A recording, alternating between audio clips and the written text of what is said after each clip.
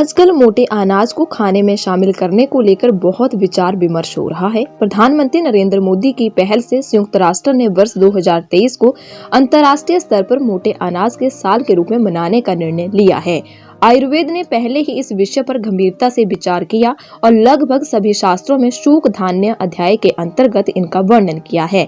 स्वस्थ रहने के लिए हमें अपने आहार के बारे में ज्ञान अवश्य होना चाहिए कि हमारी प्रकृति के अनुसार खाने की कौन सी वस्तु हमारे लिए लाभकारी है और किस वस्तु के खाने से हम बीमार पड़ सकते हैं।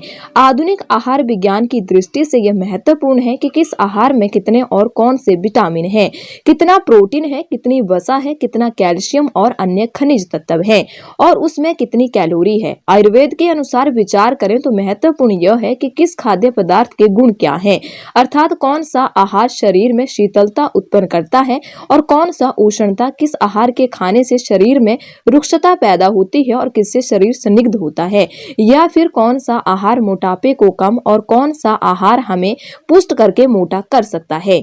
सभी प्रकार के आहार किसी न किसी रूप में शरीर के पुनर्निर्माण की प्रक्रिया, स्थिरता और सामर्थ्य को बनाए रखने में सहायक होते हैं।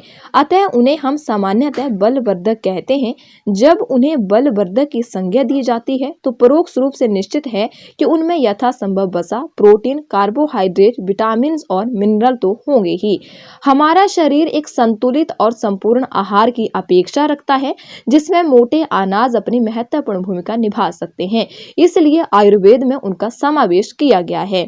हमारे दैनिक आहार में सब्जियों के साथ या तो गेहूं से बनी हुई चपाती होती है या फिर चावल होते हैं। इसके अलावा मक्का, रागी, ज्वार और बाजरा जैसे अनाज हमारे खाने में लगभग नगण्य हो गए हैं, जिनका यथोचित ज्ञान और आहार में इनका पुनः समावेश बहुत आवश्यक है। जहां गेहूं शरीर में शीतलता, मृदुता, स्निग्धता और स्थिरता उत्पन्न करता है, वहीं ज्वार, जौ का सेवन शरीर में रुक्षता, शीतलता और लघुता उत्पन्न करता है।